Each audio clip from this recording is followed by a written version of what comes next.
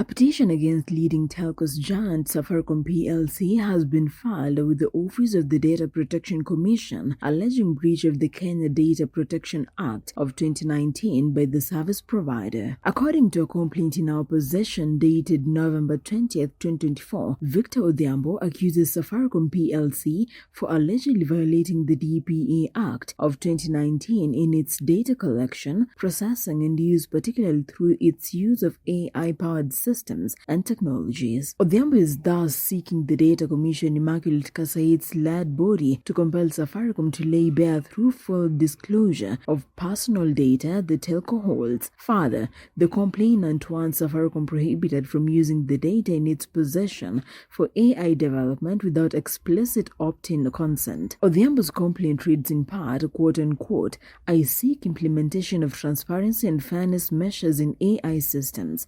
End of quote. He claims that Safaricom failed to respond to data subject access request, which seeks access to personal data and information about its processing and disclosures. Safaricom allegedly provided an incomplete and insufficient response, violating transparency and accountability requirements under the DPA. Odhiambo further accuses Safaricom of using personal data, such as call records and browsing history, to train AI systems for commercial purposes without obtaining explicit consent, violating Section 37 of the DPA. The letter reads in part, quote-unquote, "Data collection for operational purposes such as billing and network optimization is allegedly being used for unrelated purposes like AI development, contrary to the principle of purpose limitation under the DPA." End of quote. He adds that the Jitambulisho voice biometric system used for customer authentication raises concerns about privacy, data security,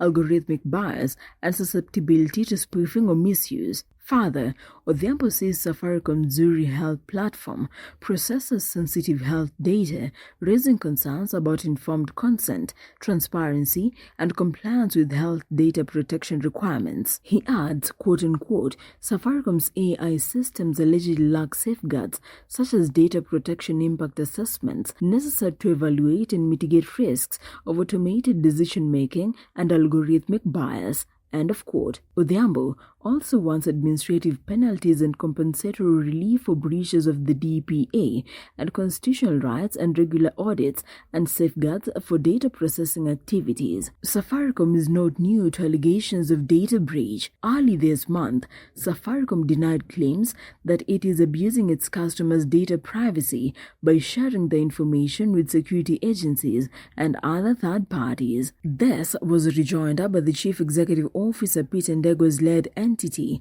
We have been successful for 24 years because our customers have trusted us.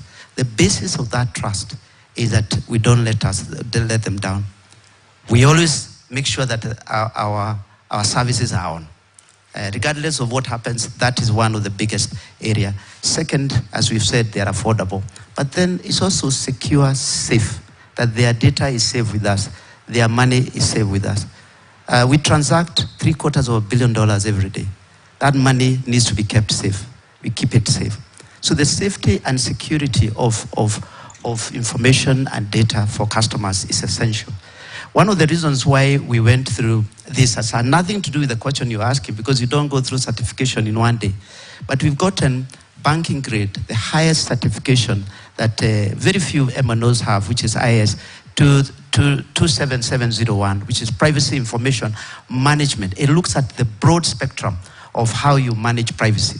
I only wish to tell everyone in Kenya, in particular, given all the challenges that we've seen, that we guarantee we do not share information. Following an expose by the Daily Nation that alleged that the police have been using mobile phone data to track down and capture suspects with the help of telcos, particularly during the Gen Z protests that saw over 60 protesters killed. According to the article, Safaricom allegedly embedded neural technologies, a data management system in its internal systems, allowing security services virtually unrestricted real-time access to Kenyans' call data, allegations that the telco denied. Safaricom said through a statement, quote-unquote, As such, we do not share any customer data unless explicitly required of us via a court order." End of quote. The telco said it onboarded Neural Technologies in July 2012 to implement a fraud management system on all its business lines, including its money system. The statement said in part, quote-unquote, "Neural Technologies is a global brand operating in over 30 countries, providing support to telcos and utility companies to prevent and detect fraud with no third-party access. Finally, we would like to reassure our customers that we have always been transparent and honest in how we engage with our stakeholders and will continue to do so in order to maintain the trust that we have built over the years." End of quote. In previous court rulings, Safaricom has been cited as being liable for losses incurred by customers from lost funds in M-Pesa and M-Shwari accounts. For example, the High Court upheld a ruling that Safaricom was liable for a customer's loss of 751,680 shillings due to a delayed response in disabling a SIM card. In the case, the High Court ordered Safaricom to compensate a customer with the sum of 452,868 shillings. The customer had fallen victim to fraudsters who hacked into his M-Shwari account. High Court Justice Arsena Thungeri upheld the decision of the Small Claims Court, stating that Safaricom was liable for the funds withdrawn from the client's M-Pesa account after he reported his SIM card stolen. Justice Thungeri ruled that Safaricom had breached its duty of care towards the customer, resulting in the loss of 452,868 shillings. The judge found Safaricom accountable for the losses suffered by the customer, as he had taken all the necessary steps to block the transactions on his line. The incident occurred when the customer Kafur lost his phone on October 10, 2021. He immediately contacted Safaricom's customer care to disable his M-Pesa account. However, he was informed that his line could not be disabled immediately due to his subscription to the Advantage Hybrid tariff. He was asked to visit a retail center and was also asked to obtain a police abstract. During this time,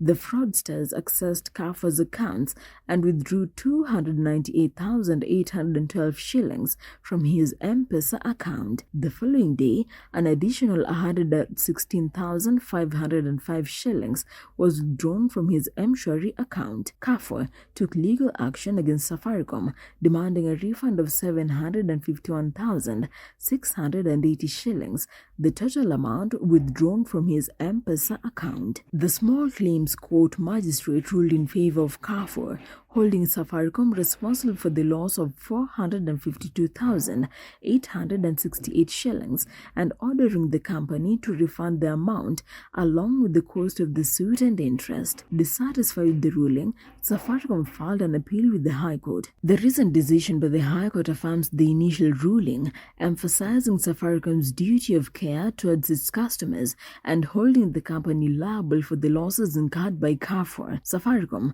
has also been faced with cases of internal fraud orchestrated by their staff members. In January this year, David Obwanga Adoyo, a Safaricom trade development representative, was charged with fraud charges for allegedly using national ID numbers to register mobile lines and embezzling over 29.5 million shillings from the National Police DT Savings and Credit Cooperative Organization Society Limited. He was charged with 6 counts of fraud before Gilbert Chikwe, Milimani Senior Principal Magistrate. Adoyo is said to have committed the fraud between August 28, 2021 and April 15, 2022. The prosecution testified that Adoyo unlawfully used the identification documents of Godfrey Juguna Lucas, Paris Njukimwangi, Kesia Wangari Maina, and Beth Wambui Murage. The prosecution said Adoyo will be tried alongside M-Pesa agents accused of the same fraud in 2023. The accusation